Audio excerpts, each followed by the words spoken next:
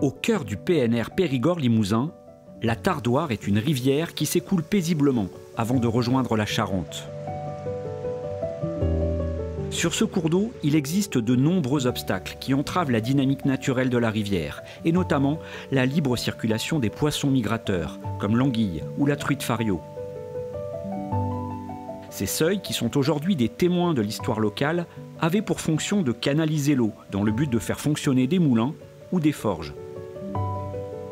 Aujourd'hui, ces édifices ont quasiment tous disparu, mais il subsiste sur la rivière des vestiges de cette histoire locale. C'était un territoire extrêmement boisé dès le 19e siècle et avec de nombreux cours d'eau. Donc ça a permis le fleurissement de toute une industrie, forges et moulins, effectivement, principalement moulins à blé. Et au niveau de la Tardoire, on peut même compter une quarantaine de sites sur les 50 km de Tardoire qui circulent sur le parc. Donc quasiment un site tous les kilomètres. Et voilà, la forêt avec le charbon et puis la présence humaine rurale ont permis cette implantation.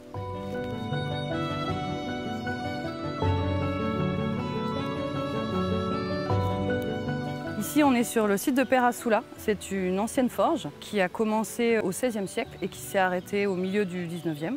On a du mal à imaginer qu'ici, il y avait des bâtiments de production un peu partout, des maisons d'habitation et une équipe au moins de 10 personnes qui travaillaient à l'année au milieu du bruit et de la rivière. Ça, ce sont des restes de la fonte d'acier. Ici, on est sur un site sur lequel on fabriquait de l'acier qui ensuite lui-même servait à fondre des canons et qui partait sur la côte vers l'arsenal de Rochefort. Donc, ce sont des détritus de la fonte, ce qu'on appelle des scories.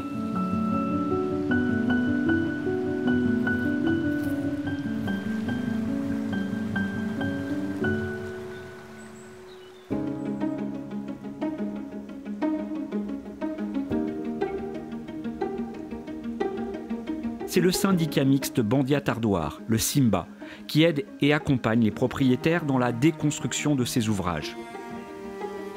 Les 4 ouvrages, en gros, ils sont quasiment en succession sur à peu près une quinzaine de kilomètres. Donc le fait d'effacer ces 4 ouvrages, ça rétablit la continuité écologique sur une quinzaine de kilomètres. Mais en plus de ça, il y a des bénéfices collatéraux, c'est que tous les affluents qui sont à l'intérieur de cette emprise des 4 seuils qui vont être effacés bénéficient aussi de cet effacement pour l'aspect continuité écologique piscicole.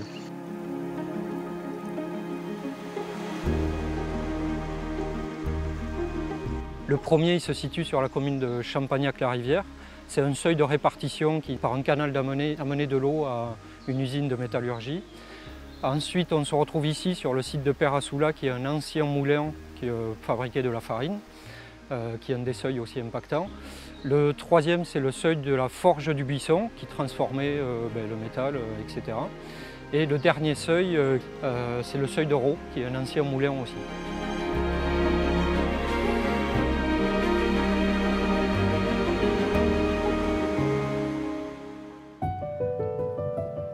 Pour chacun des effacements, le process est le même. Avant l'intervention des machines, des sondes sont installées en amont et en aval des ouvrages à effacer.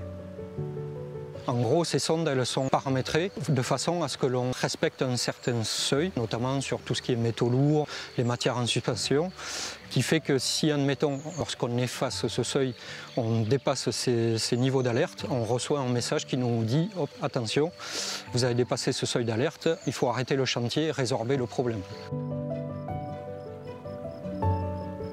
Une fois qu'une dérivation de la rivière est en place et avant de mettre la rivière en assec, une pêche électrique dite de sauvetage est organisée en amont de l'ouvrage.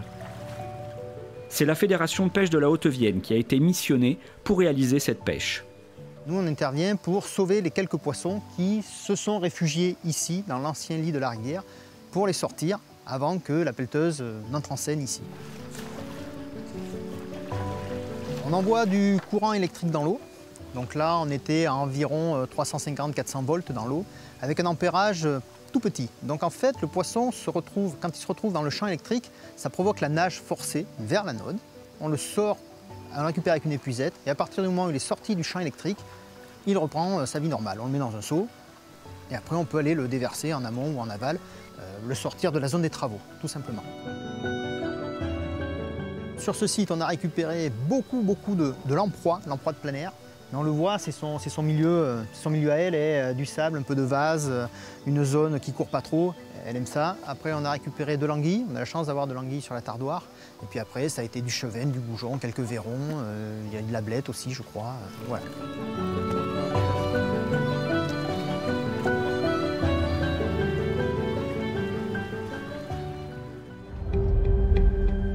Lorsque ces deux phases sont réalisées, les machines peuvent intervenir pour démolir les seuils.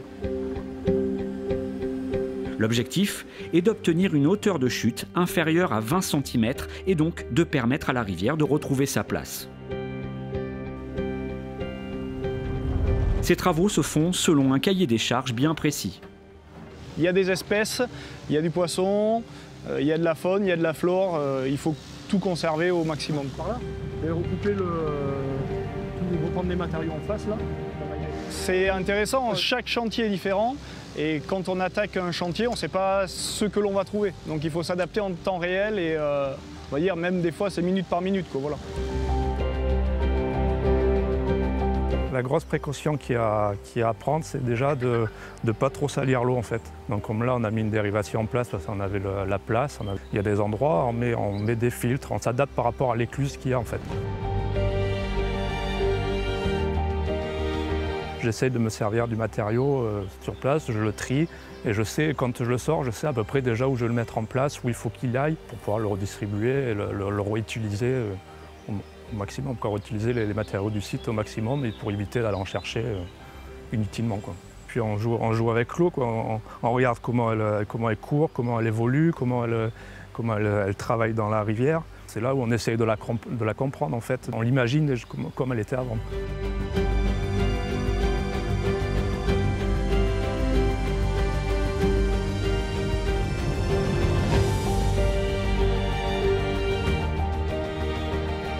Sur les 4 sites, c'est des propriétaires privés à qui appartiennent les seuils, les moulins, les forges.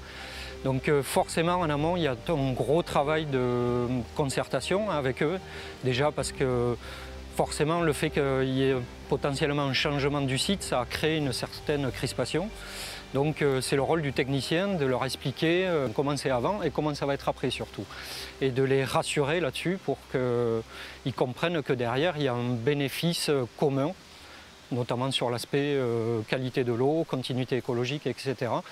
Et à partir de là, généralement, ceux qui sont rassurés, ils sont volontaires pour l'effacement, par exemple.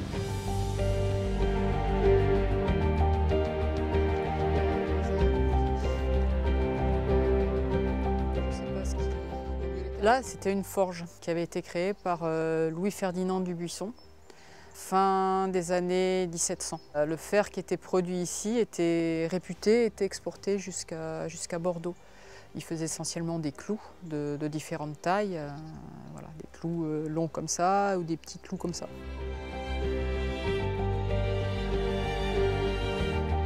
Il a fallu 5 ans à peu près pour que les travaux commencent, entre le moment où on nous l'a annoncé et le moment où les travaux ont commencé. Mais ça a été compliqué parce que faut se rendre à l'évidence qu'il faut faire quelque chose, mais en même temps on se rend compte que ça va changer la physionomie et que ça va plus ressembler au lieu de vacances enfants.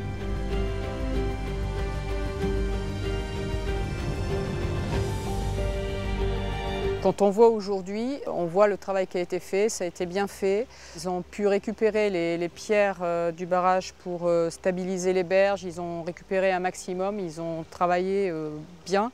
Quand on voit les engins qu'ils avaient, entre autres la pelleteuse, ça a été vraiment bien fait. Non, ils ont très bien travaillé.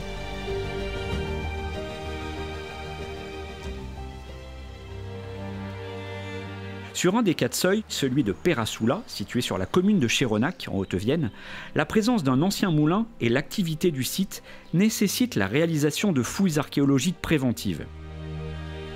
Le temps des travaux de démantèlement, une équipe d'archéologues accompagne et surveille le chantier d'effacement pour garder une trace de l'histoire du lieu. Ce qu'on va faire, c'est qu'on va étudier tout le seuil qui va être arasé. Donc on va essayer d'étudier les différentes phases d'occupation, de démolition, d'abandon ou de réfection. Et on va aussi suivre la pelle. Donc quand ils vont réaménager le site, on va essayer de suivre et puis voir ce qui est dégagé, ce qui relève des vestiges, ce qui ne l'est pas, et pouvoir enregistrer toute la donnée avant que la donnée soit détruite.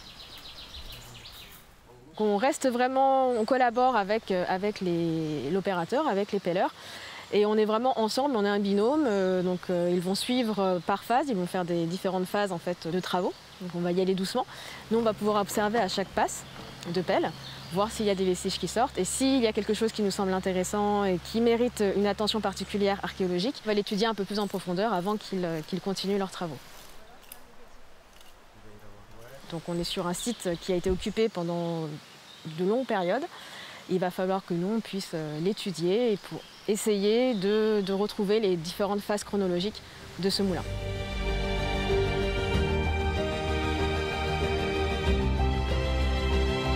Pour le financement de l'ensemble des opérations, il y a d'un côté l'étude, soit 35 000 €, portée par des financements publics.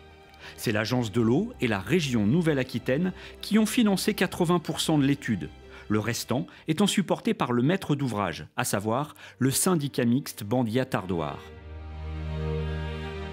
Pour la partie opérationnelle, c'est le programme européen Open Rivers qui a permis de financer les travaux à 100%, soit 310 000 € environ. Le programme Open Rivers provient d'une fondation néerlandaise financée par Arcadia. Il vise à restaurer les rivières européennes en soutenant des interventions de suppression de petits ouvrages. Alors ce qui est particulièrement intéressant, et c'est pour ça que nous pouvons amener des fonds de provenance européenne, c'est qu'en fait, on a plusieurs projets sur un tronçon des rivières et sur une rivière qui a un enjeu écologique. On a des poissons migrateurs qui sont présents, entre autres. On a une rivière d'excellente qualité d'eau encore, en tête de bassin, comme on dit. Donc finalement, on commence par les petits bouts où il faut restaurer partout. Et le résultat, ce sera que nos fleuves eux-mêmes, ils vont être de bonne santé parce qu'ils reçoivent de l'eau de bonne qualité. European Rivers Network est une association engagée dans la préservation et la gestion durable des fleuves, des rivières et de la ressource en eau. Cette ONG coordonne et organise toutes sortes d'actions, que ce soit sur des grands fleuves ou sur de petites rivières comme la Tardoire. Au niveau Europe, avec toutes les rivières, les fleuves, il y a 1 million d'obstacles qui, durant les centaines d'années du passé, ont été construits. 1 million. Et sur ces millions d'obstacles, il y en a 90% qui sont inutiles, qui ont perdu leur fonction. D'anciens moulins, d'anciens seuils par-ci, par-là, qui ne sont plus en fonction depuis longtemps. Et là, on se dit, il faut rendre la liberté à la rivière. Parce qu'une rivière, à force, elle est là pour couler. Hein. Sinon, ce n'est pas une rivière, sinon c'est un lac. Et une rivière qui coule, elle peut s'autogénérer, elle peut s'auto-oxygéner, s'auto-dépolluer même. En règle générale, elle apporte de la qualité d'eau et de la biodiversité qui va avec. Donc, c'est un grand gain écologique si on peut ouvrir, laisser passer les poissons et les sédiments.